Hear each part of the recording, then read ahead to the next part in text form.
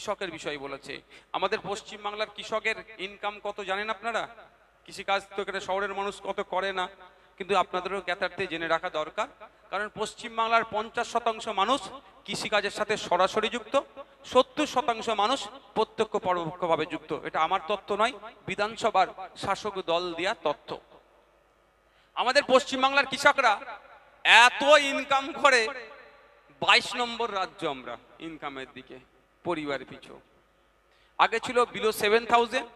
এই লাগাতার আমি 3-4 বছর শুধু মন্ত্রীকে আমি প্রশ্ন করতাম যে ইনকাম কত করছে আপনি বলুন। বলছে ইনকাম বেড়ে যাচ্ছে, বেড়ে গেছে 3 গুণ। আমি বলতাম ফিগার কত বলুন, ফিগার বলতো না, আর শুধু বলতো 3 গুণ বেড়েছে। যতবার জিজ্ঞাসা করেছি বলে 3 গুণ বেড়েছে, ফিগার বলতো না। কিন্তু আমি তথ্য দিতাম বিলো 7000। রিসেন্ট একটা সম্ভবত নাবার্ডের একটা বা নাবার্ড না আপনার পার্লামেন্টের কোনো কোশ্চেন উত্তর সেশনে একটা তথ্য পেলাম পার্লামেন্টের। সেখানে বলা হচ্ছে 7800 কত টাকা এখন বেড়েছে, মানে 1000 টাকা মতো ইনকাম বেড়েছে মাস গেলে। এটা কি বাড়া হলো? একটা কৃষক মাস গেলে কত ইনকাম করছে পশ্চিমবাংলায়? এই 8000-এর নিচে। কেন? হরিয়ানার কৃষকরাও কৃষক, ওয়েস্ট বেঙ্গলের কৃষকরাও কৃষক। হরিয়ানার কৃষকরা মাস গেলে 18,000 টাকা ইনকাম করে। জম্মু কাশ্মীরের আমরা নাম জানি তো, খুব চর্চিত। সেই জম্মু কাশ্মীরের কৃষকরা মাস গেলে 12,000-এর বেশি ইনকাম করে। আরো রাজ্য আছে মাস গেলে কেউ 22,000 টাকা ইনকাম করে। আর একটা রাজ্যের নাম বলবো, শুনলে আপনারা অবাক হবেন, মেঘালয়া। ওখানকার কৃষকরা মাস গেলে 30,000 টাকার উপরে ইনকাম করে। মেঘালয়ের কৃষকরা মাস গেলে 30,000-এর উপরে ইনকাম করে। আর আমাদের ওয়েস্ট বেঙ্গলের কৃষকরা মাস গেলে 8,000-এর নিচে ইনকাম করে। এই বৈষম্যতা কিভাবে দূর করা যাবে? দেখলে দেখা যাবে মেঘালয়ে 360 হেক্টর মতো মাত্র জমি আছে, আর আমাদের ওয়েস্ট বেঙ্গলে 80 লক্ষ হেক্টর জমি আছে চাষযোগ্য। তাহলে কেন আমাদের এত কম ইনকাম? মধ্যখানে দালাল ফুঁইবড়ে ভর্তি হয়ে গেছে। আপনি কৃষক, আপনার উৎপাদিত ফসল আপনি বিক্রি করছেন 3-4টে দালাল মাধ্যমে, আর আমি কিনছি যেটা আপনি 2 টাকা বিক্রি করছেন সেটা আমি 42 টাকায় কিনছি, মধ্যখানে 40 টাকা খেয়ে নিচ্ছে। এই দালাল ফুঁইবড়ের ব্যবস্থাটা আমাদেরকে বন্ধ করতে হবে। সাথে সাথে কৃষক ভাইদের সময়ের সাথে আপনার সাবসিডিতে কৃষিজ যন্ত্রপাতি অনেক সময় বিনামূল্যে, চারা থেকে শুরু করে বহুত অন্য অনেক রকম জিনিসপত্র পাওয়া যায়, সেটা আমরা পাই না। ফলে আমার টাকা দিয়ে কিনতে হয়, কেনার জন্য ওই টাকা খরচ হয়ে যায়, ইনকামটা আমার কমে যায়। বন্ধুগণ, আপনাদের বলবো যে আমাদের সজাগ সতর্ক থাকতে হবে। সামনে 2026 সাল আসছে। ওই শুভেন্দু অধিকারী মমতা ব্যানার্জির খেলায় আমরা মাতবো না। আমরা এখানে অশোকনগর থেকে বিধায়ক নির্বাচিত করে বিধানসভায় পাঠাবো। বিধানসভায় গিয়ে তিনি এই অশোকনগরের মানুষের জমিতে এই কল্যাণী স্প্রিং মিলকে টেক্সটাইল হাব করার যে দাবি আমরা রেখেছি, বিধানসভার মধ্যে গিয়ে সেই আওয়াজ তুলবো। আমরা বিধানসভার মধ্যে গিয়ে আওয়াজ তুলবো এখানে যে ইন্ডিয়ান অয়েলের নাকি ওএনজিসির নাকি গ্যাস বা তেল পাওয়ার সম্ভাবনা আছে। ওই গ্যাস বা তেল যাই পাক না কেন, যে রেভিনিউ আসবে, রেভিনিউর একটা অংশ অশোকনগর বিধানসভার মানুষের উন্নয়নের স্বার্থে খরচ করতে হবে। এই দাবি আমরা বিধানসভার মধ্যে তুলব। আমরা বিধানসভার মধ্যে তুলব। অশোকনগরের রাস্তাঘাট যেমন মসৃণ থাকবে, রাস্তাঘাটের নিরাপত্তাও, মানুষজন যে যাবে তার নিরাপত্তার কথা বলবো। অশোকনগরের সাংস্কৃতিক পরিবেশ ফিরিয়ে নিয়ে আসার জন্য চিৎকার করব।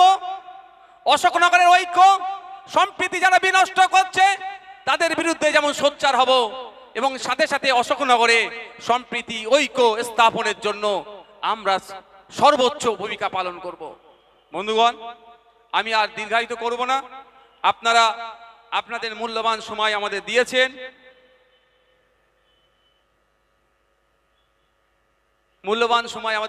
আপনাদের ধন্যবাদ জানাই। দূরে কাছে অনেক মানুষ আমাদের মাইকের আওয়াজ শুনছেন, প্রত্যেককে ধন্যবাদ জানাই। ধন্যবাদ জানাই। আমি শুধু আপনাদেরকে, আপনারা আস্তে আস্তে এখানে থেকে বিদায় নেবেন। তিনটি আমি কথা বলবো আপনাদেরকে, আপনারা শুনতে শুনতে বিদায় নেবেন। প্রথম কথা হচ্ছে, এই যে আমাদেরকে বিভিন্ন বেড়া জালের মধ্যে আবদ্ধ করে রাখার চেষ্টা হচ্ছে, শুধুমাত্র আমাদেরকে ভোটার করে রাখা হচ্ছে, আমাদেরকে মানুষ ভাবা হচ্ছে না। এর একটাই কারণ, আমরা শিক্ষায় কম বলে। আমি অনুরোধ করব, উপসে থাকবেন। এখানে আমরা আদিবাসী সমাজের মানুষ অনেক আছেন, দলিত সমাজের, নমশূদ্র সমাজের মানুষ অনেক আছেন, মতুয়া সমাজের মানুষ আছেন। ঠাকুর হরিচাঁদ গুরুচাঁদ ঠাকুরদের বাণীগুলো দেখুন, শিক্ষার ব্যাপারে তাদের মূল্যবান বাণীগুলো দেখুন, তারা কি কথা বলেছে, সেইগুলোকে একটু ফলো করার চেষ্টা করুন। তাই আমি আপনাদের অনুরোধ করব, যে যদি একবেলা উপসে থাকেন থাকবেন, একবেলা রোজায় থাকলে সারাদিন রোজায় থাকবেন, সেই অর্থ বাঁচিয়ে আপনার ছেলেমেয়েগুলোকে উচ্চ শিক্ষায় শিক্ষিত করার চেষ্টা করুন। অন্যথায় এই বর্বরদের দলেরা, এই রাজনৈতিক কারবারিরা আপনার ছেলে মেয়েগুলোকে দিয়ে সমাজে যত রকম অনৈতিক কাজ আছে করিয়ে নিয়ে এরা নেতার ছেলে নেতার আসনে বসবে, আর আপনার আমার পরিবারের ছেলে মেয়েগুলোকে জেলের ঘানি টানতে হবে, মারামারি হানাহানি করে ধ্বংস হয়ে যাবে।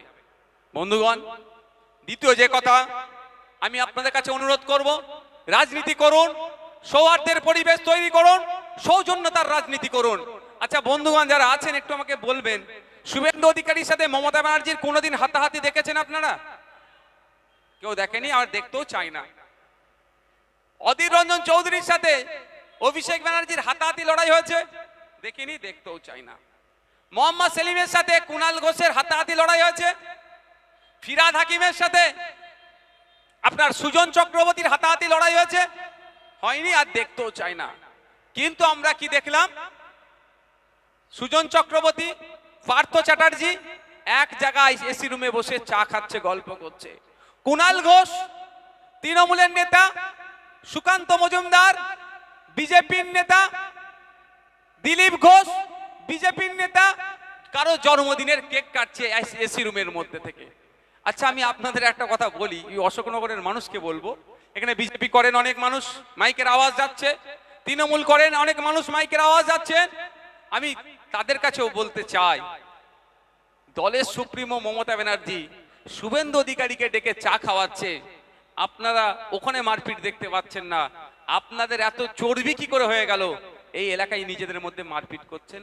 কাকার ছেলের সাথে মাসির ছেলে, পিসির ছেলে, ফুপুর ছেলে, খালার ছেলে নিজেদের মধ্যে মারপিটে জড়িয়ে পড়ছেন। আমার অনুরোধ, অনেক হয়েছে, শুধু পাবলিককে বোকা বানানো হয়েছে, পাবলিকের মারপিট হয়েছে। নেতারা সন্ধ্যাবেলায় টিভির সামনে বসে সাজুগুজু করে, সাজুগুজু বলছে এই জন্যই, ওই সন্ধ্যাবেলা যারা বসে অনেকে দেখবেন সব কি বলে গো, মেয়েরা করে, হ্যাঁ মেকআপ করে বসে। আমার নিজের অভিজ্ঞতা, ওই আমি একটা ডিবেটে যাচ্ছি, ও আমাকে বলছে আমাকেই মেকআপ করাতে এসেছিল। আমি বললাম না ভাই, আমার ফাটাফুটি যা আছে এতেই চলে যাবে। তো সন্ধ্যাবেলা এরা মেকআপ করে বসে বসে আপনার আমার হয়ে কথা বলে, আপনি আমি কি ভাবি এটাই আমার প্রাণের বন্ধু। কিন্তু ঘোড়ার ডিম যখন ব্রেক হয়ে যায়, তারপরে যখন একটা রিফ্রেশমেন্টের জন্য চা কফি দেয়, ওরা নিজেরাই গল্প করে, তোর এতটা বলা উচিত হয় না, আমাকে বল তোকে কেমন দিলাম বলতো। ওরা ঠিক আছে, শুধু বোকা বাক্সর সামনে বলে, টিভি বোকা বাক্স, ওর সামনে বসে আপনাকে আমাকে বলে নাকি আপনার আমার জন্য কত লড়াই আমি করছি। কি হবে, লড়াই হবে? ওরা লড়াই করে না, আপনাকে আমাকে লড়িয়ে দেয়। তাই অনুরোধ আমার, ভারতবর্ষের ডেমোক্রেসি, ভারতবর্ষের এটাই মহত্ব, এটাই বিউটি। যার যে দল ভালো লাগবে করবেন, যে যার ভালো লাগবে ঝান্ডা ধরে ঘুরবেন। যদি মমতা ব্যানার্জি শুভেন্দু অধিকারীকে বিধানসভার এসি রুমে বসে চা খাওয়াতে পারে, তাহলে কেন এখানে আইএসএফ এর নেতাদেরকে অন্য নেতারা লোকাল স্তরের কেন নিজেদের মধ্যে লড়াই জড়াবে? তা আমি অনুরোধ করে যাব একটা, কে আইএসএফ, কে বিজেপি, কে তৃণমূল, কে সিপিএম, কে কংগ্রেস দেখার দরকার নাই। ওরা যদি এসি রুমে বসে চা খেতে পারে, আমরা অন্তত এসিতে না বসতে পারলেও নন এসিতে বসে একসাথে আমরা চা খাবো। আর আমাদের মধ্যে যার টাকাটা একটু বেশি থাকবে তাকে বলতে হবে ভাই তুমি বিলটা মেটাও। হবে তো নাকি ভাই? কেন কার জন্য মারপিট করবেন? তৃণমূলের জন্য? যখন তখন আপনাকে পার্টি থেকে বার করে দেবে। হচ্ছে না? কি করবেন আপনি? যে দাদা দিদির জন্য আপনি মারপিট করবেন? এই আমাদের ভাঙড়ে দেখুন না, তৃণমূলের শওকত মোল্লা ঘনিষ্ঠ খুন হলো, আর শওকত মোল্লা ঘনিষ্ঠ অ্যারেস্ট হলো। আর কি বলছে এখন মাইক ধরে, মুফাজ্জেল মোল্লা সহ যারা অ্যারেস্ট হয়েছে জানো না ছাড় পাই। বুঝতে পারছেন? আর পাশে দাঁড়াচ্ছে না। আর সঠিক তদন্ত হলে যে বলছে না ছাড় পাই, তা সেও হয়তো জড়িয়ে যেতে পারে। তাহলে বিপদে পড়ে গেছে, আপনার পাশে আর দাঁড়াবে না। আপনাকে বাঁচানোর জন্য এই অশোকনগরের, আপনি বিপদে পড়েছেন, নওশাদ সিদ্দিকী ফুরফুরা শরীফ থেকে আসতে গেলে 3 ঘন্টা টাইম লাগবে প্রায়। শুভেন্দু অধিকারী মেদিনীপুর থেকে আসতে গেলে 5 ঘন্টা প্রায় টাইম লাগবে। মমতা ব্যানার্জি কালীঘাট থেকে আসতে গেলে, ওরা তো আসবে না, আমি বোঝার জন্য বলছি, অভিষেক ব্যানার্জি কালীঘাট থেকে আসতে গেলে 4-3 ঘন্টা মতো টাইম লাগবে। কিন্তু আপনি বিপদে পড়েছেন, আপনাকে আপনার প্রতিবেশী বাঁচাবে। সে বিজেপি করতে পারে, তৃণমূল করতে পারে, আইএসএফ করতে পারে, সিপিএম করতে পারে। তাই অনুরোধ আমার আপনাদের কাছে, রাজনৈতিক হিংসা বন্ধ করুন। অনেক স্লোগান হয়েছে, আমি একটা নতুন স্লোগান দিতে চাই। এবার নেতায় নেতাই খেলা হবে, জনগণ এবার তালি দেবে। খারাপ হবে নাকি? এতদিন তো জনগণকে লড়িয়ে দিয়েছেন আপনি, এবার একটু নেতারা মারপিট করুক, জনগণ একটু দেখুক গ্যালারিতে বসে। এতদিন নেতারা গ্যালারিতে বসেছিল আর জনগণদের লড়িয়েছিল, এবার জনগণকে বলতে হবে নেতাই নেতাই লড়াই চাই, জনগণ এবার দেখতে চাই। দেখবেন সব মারপিট বন্ধ হয়ে যাবে, আর মারপিট হবে না। তখন কত ভালো ভালো ভাষা বলবে। এই আপনাদের এমএলএর নাম কি? নারায়ণ গোস্বামী। নওশাদ আমার ভাই, ওর সাথে মারপিট করা যাবে না। পার্থ ঘোষ, পার্থ ভৌমিক, অমুক শুভেন্দু অধিকারী আমার দাদা, মারপিট করা যাবে না। নেতা নেতা মারপিট করবে না। মারপিট করছে কারা? যারা চটে বসে আছেন, যাদের দিন গেলে 300 টাকা ইনকাম করতে গেলে জিপ বাড়িয়ে যাচ্ছে, তারা মারপিট করছেন। যাদের ছেলেটা ক্লাস 5-6-এ পড়ে, ইংলিশে তার নাম, বাবার নাম, স্কুলের ঠিকানা লিখতে পারছেন না, সে আবার নেতার হয়ে, দাদার হয়ে মারপিট করছে। আর দাদা আপনার ছেলের ভবিষ্যৎ ধ্বংস করে দিচ্ছে। অনুরোধ করছি রাজনৈতিক সৌজন্যতা বজায় রাখবেন, যার যাকে ভালো লাগবে ভোট দেবে, কিন্তু ভোটটাই সব ভাববেন না। প্রতিবেশী বাকি 364 দিন যার সাথে একসাথে উঠা বসা করেছেন, এই ভোটের জন্য তার সাথে সম্পর্ক নষ্ট করবেন না। পরিশেষে পুলিশ বন্ধুদের বলবো, দেখুন পুলিশরা হচ্ছে এখন না মন্দিরের ঘন্টা। সবাই দেবেন যারা পুজো দিক আর নাই দিক, মন্দিরে ঢুকলে একবার করে নাড়াই, বিরোধী পক্ষ সবাই একবার করে নাড়িয়ে দিই আমরা পুলিশকে। কিন্তু পুলিশের প্রায় 1.5 লক্ষ শূন্য পদ আছে, এটা আমাদের ভাবতে হবে। পুলিশ আমার পরিবারের বাইরে কেউ নয়, সুতরাং পুলিশকে আমাদের সহযোগিতা করতে হবে। হ্যাঁ, পুলিশের একটা অংশ বিকিয়ে গেছে, সিট ডেরা বেঁকে গেছে, তার বিরুদ্ধে আমরা সোচ্চার হব। আপনারা বলুন, পুজোর সময় আপনারা আমরা তো ফ্যামিলি নিয়ে ঘুরি, কলকাতা যেখানে বড় কল্যাণীতে বড় প্যান্ডেল হয়েছে, যেখানে ঘুরি, পুলিশদের ইচ্ছা যায় না তাদের পরিবারকে নিয়ে ঘোরার? কেন যেতে পারে না? আপনি আমি যাতে পুজোটা, তাপসবাবু, কি সুষ্ঠুভাবে ট্রাফিক থেকে শুরু করে যে সমস্ত সিস্টেম আছে সুষ্ঠুভাবে যাতে আমরা পালন করতে পারি, সেই জন্য আমাদের জন্য স্যাক্রিফাইস করছে। এরকম অনেক ঘটনা আছে, ঈদগাহর সামনে ঈদের নামাজ পড়ে আবার দাঁড়িয়ে গেছে ডিউটিতে। আমরা ঈদের নামাজ পড়ে মহল্লাতে গিয়ে, পাড়াতে গিয়ে ঈদ উদযাপন করি পরিবার পরিজনকে নিয়ে, ওকে নিয়ে কি পারেন? স্যাক্রিফাইসটা কাদের জন্য করে? আমাদের জন্য করে, যাতে আমরা সুষ্ঠুভাবে ঈদ পালন করতে পারি। সুতরাং পুলিশকে আমরা অনেক সময় অনেক কথা বলি, আমি অনুরোধ করবো আজকে এখানে দাঁড়িয়ে একটাই, যে আমরা পুলিশকে সবসময় সহযোগিতা করব। কোনো ধরনের বাজে কিছু ঘটনা ঘটতে পারে যদি আমরা পাই খবর, সঙ্গে সঙ্গে আমরা পুলিশকে জানাবো। এই ধরনের বাজে ঘটনাগুলোকে আমরা ঘটতে দেব না এবং সহযোগিতা করব। মাথায় থাকবে তো ভাই? সকলে ভালো থাকবেন, সুস্থ থাকবেন। অশোকনগর চৌরঙ্গি মোড়, না চৌরঙ্গি মোড় সহ এলাকার মানুষদেরকে ধন্যবাদ জানিয়ে আমি আমার বক্তব্য সমাপ্ত করছি।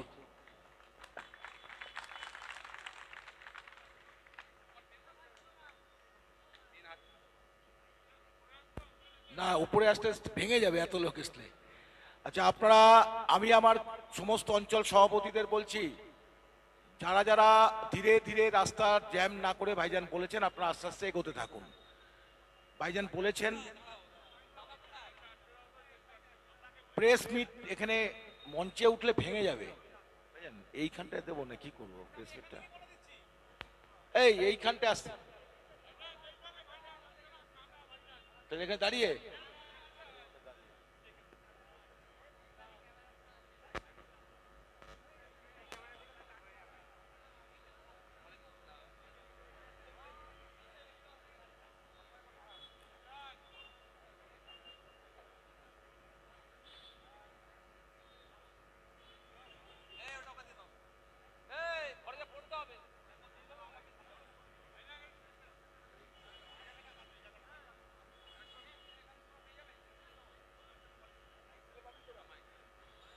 হ্যালো